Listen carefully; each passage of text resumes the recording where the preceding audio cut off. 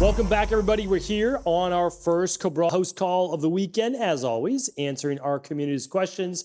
Excited to dive into what the team has put together for me here today. All these questions, of course, are not edited. They come in from stephencabral.com/askcabral, where you can ask your own question as well, and it gets read live on the show, just like we're going to do here today. And it takes just about 6 weeks or so in the queue. Today, we're answering questions from the very beginning of February. Let's dive in. First question's from Mohammed. Mohammed says, "Good day, Dr. Rawl. Thoughts on high cholesterol support? I know you covered this topic a lot, but anything new that comes to mind? And what kind of protocol would you run over 2 to 3 months? I know omega-3s are great, a good multi, but any others, food also, in addition to diet improvement? Thanks." Okay, so it sounds like you're asking for an entire cholesterol-based plan. What I'm going to do is I'm going to put that together for you. I did a whole podcast on my blood pressure lowering plan. Now I'm going to do one on my cholesterol lowering plan. I've been using it long enough to know that it works. Just keep in mind this, that cholesterol, even more so than blood pressure, is going to be very dependent on your nutrition as well. Again, even more so than blood pressure. So I'm going to be able to give you baseline nutrition, and I'm going to be able to give you the specific nutritional supplements. So I've shared some of those before, but of course I do recommend the 2 to 3 grams of omega-3s, and I recommend things like red yeast rice, 1,200 to 2,400 milligrams per day.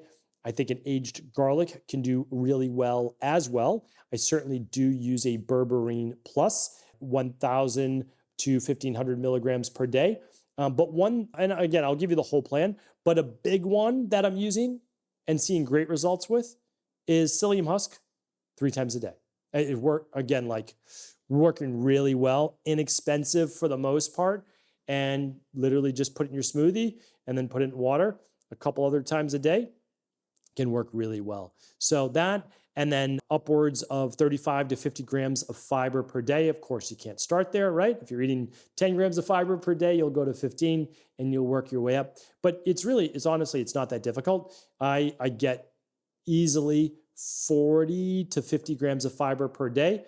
And each meal is about 12 to 15 grams per meal. And so if you kind of just do the math on that, you get about 45 grams a day. So that's that. Anyway,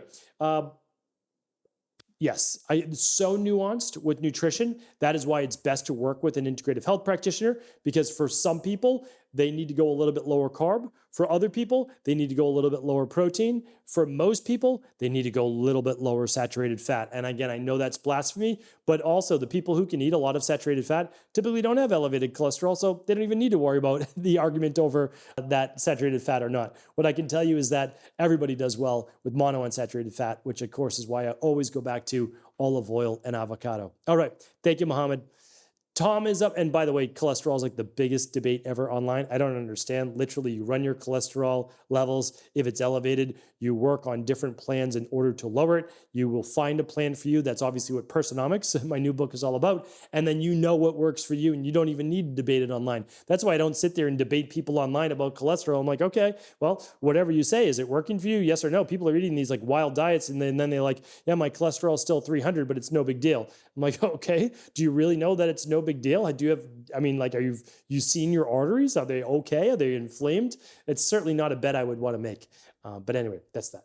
All right, Tom's up next. Thoughts on sinus support, itchiness on both sides, left side a little bit more. Would citracidal drops help, and how would I apply it inside the nostrils? Currently on specific drug, and grapefruit is contradicted. So is there anything else I could try? Thanks for all you do. Okay, now again, I have to give you my disclaimer now. Can't provide medical advice, medical treatments, medical cures, medical diagnosis on any show ever. So there you go. Okay, so totally get it. When grapefruit is consumed, the specific enzyme inside of it does begin to allow certain drugs to work at a greater degree. We don't necessarily want that, and others at less. So what I want to share with you is this, is that the citracidal spray inside the nostril is basically just extract of grapefruit in the first place. Usually that's not going to move systemically through the body, so you might try that in the nostrils. However, I'm not recommending that for you because, again, that would be contraindicated with your medication. So there are other things that you could try. One of them is Xyclar. So again, I don't recommend consuming xylitol, swallowing it, but spraying it in your nostrils is a great antimicrobial as well. 2 to 3 sprays on each side, usually twice a day. You could try that, or you could try a colloidal silver nasal spray as well. Another one is Citra drops that you could put inside of a neti pot with water, 2 drops or so, and let that flow through each side. And what that would allow for is for you to flush the nasal passages too. There's a great product called Sinus and Immune Support. It is one that I love using. It contains licorice root. It contains NAC that usually helps with the sinuses as well. Good place to get started. Another one is Hist Pro that will lower the histamine levels in the body. And then, of course, I would look at what's causing it. Is there mold exposure? Is there fungal yeast overgrowth inside your nasal passages in your body? Have you run a Candida metabolic and vitamins test? That would probably be the first place to start. All of these are at stephencabral.com/shop. That takes you over to EcoLife, which is our integrative health practice. Svetlana is up next. Hello, Dr. Cabral. Have you thought about writing a children's wellness book based on your teachings and the de-stress protocol? Mostly on the middle school level, since high school kids could comprehend the rain barrel effect. It would be great to have it for homeschool, science class, and just in general for all the kids to start learning about how to take care of their body. I'm looking for a science, wellness, whole body and mind book that would be engaging for an 11-year-old, but not full or standard allopathic recommendations. Do you know of one you could recommend? A lot of the children's books in the market aren't exactly what you have to offer. Thanks for all you do. Yeah, and I appreciate you bringing that. It has been a little side project of mine, and I don't necessarily have a date when it may be released or so. Yeah, it's kind of like a combination of Personomics and the rain barrel effect, but for, just like you said, more like the 8 to 12-year-old level, but I don't have that right now. I wish I did. It's a great idea. All right. Thank you, Svetlana. Jill's up next. Thanks, Dr. Cabral, for all your accessibility and answering our questions. Looking for your feedback on proteolytic enzymes. I began recently at the recommended dose and began having a severe headache that stretched in my lower neck and left shoulder. I thought it might be an allergic reaction or side effect. I stopped for a week and then began again with just 1 capsule and seemed to tolerate that just fine. Have you seen reactions like this? And do you think it's okay for me to continue or even ramp up at some point to take the full dose? Okay, so what I would say is this. One, obviously I can't provide medical advice. It is sometimes coincidental, right? Could be. Or it is possibly from taking the proteolytic enzymes, which are nattokinase and serrapeptase. And they may have also thinned the blood a little bit, which caused the headache. They may have started a little bit of breaking down of that tissue, a little detox-based process. So I don't know. Again, like anything is absolutely possible. And that's why when someone says something, I'm like, all right, keep open mind. Like this is absolutely possible. So you're good at 1 capsule, and you had a reaction in the past. I'd maintain that for a good 3 weeks before trying a second capsule. And if you don't think that you can handle the 2 capsules, you could just take 1 capsule, and then you could open the second capsule and just start with 1/4 of that and just pour it in some water, right? Or in your smoothie. Better just in water on an empty stomach, truthfully, but you can try it. And then you can move up to another 1/4, which would be a half, and then another 1/4. And then, so you might be able to tolerate that way. That's just called titration. We do that all the time with clients, oftentimes the CBO protocol, who have a sensitive gut. All right, so that's not uncommon, Jill. Lori is up next. Lori says, hello, Dr. Cabral. I listen to your podcast every day, and I appreciate you sharing your knowledge and feedback. I appreciate listening every day. Thank you. I'm a 59-year-old postmenopausal female, 27 years, stage 4 metastatic melanoma survivor. My recurrence of melanoma occurred when I was pregnant at age 31. My mother passed at age 36 from pancreatic cancer. My dad passed at age 51 from lung cancer.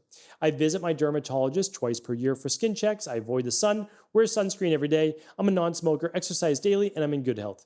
Can you tell me if there are tests I should have performed regularly that will indicate the health indicators of my pancreas and lungs? Is that something I should be concerned with? Are there other tests or indicators I should be aware of? Okay, I'll tell you exactly what we do and talk about in high performance health. There are really only 2 great ones, and that is the GRAIL test by Gallery. It's a blood work test that anyone can run now, which is great because it used to only be 55 and older and requested by your doctor, which you actually might be able to request it from you definitely can request it by your doctor, and it might be covered by your health insurance, which would be great because it's a $900 test.